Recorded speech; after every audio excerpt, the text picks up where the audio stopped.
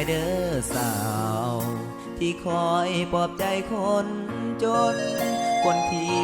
บ่มีเหตุผลมีแต่มัววนนำคนหลายใจทั้งที่มีน้องเฝ้ามองประคองหัวใจแต่อายกับแนมผ่านไปบอกเคยใส่ใจเจ้าเลยกันดาอายลืมเขาได้แล้วล่ะต่อไปสัญญาสิมีแต่เจ้าสิบอกให้ผู้ใดมาเอา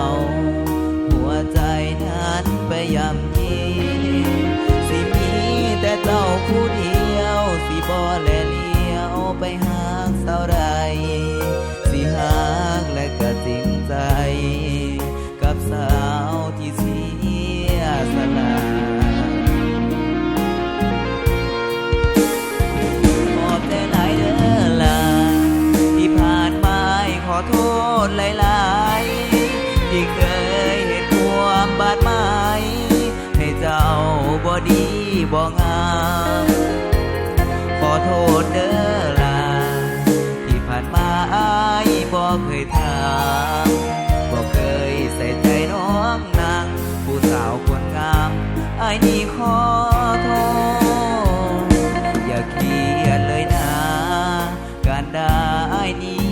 ผิดแล้วต่อไปสิหักน้องแก้ว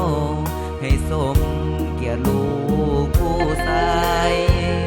สัญญาต่อฟ้าสิหักกันดาจนฟ้าสลายสิหักจนหอดมือตายทุกลมหายใจขอมอบให้เจ้า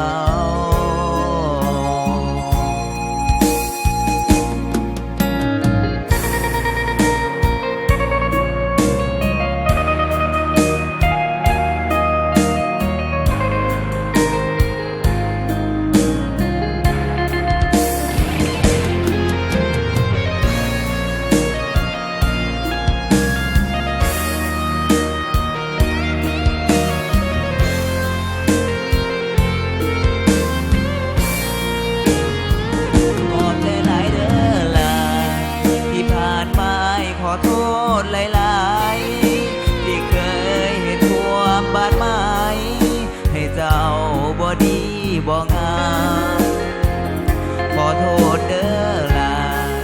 ที่ผ่านมาอายบ่เคยถามบ่เคยใส่ใจน้องนางผู้สาวคนงามอายนี่ขอโทษอย่าเครียดเลยนะการด่าอายนี้ผิดแล้วต่อไปสิหักน้องแก้วให้สมเกียรติลูกผู้ชายสัญญาต่อฟ้าสิหักกันดาจนฟ้าสลาย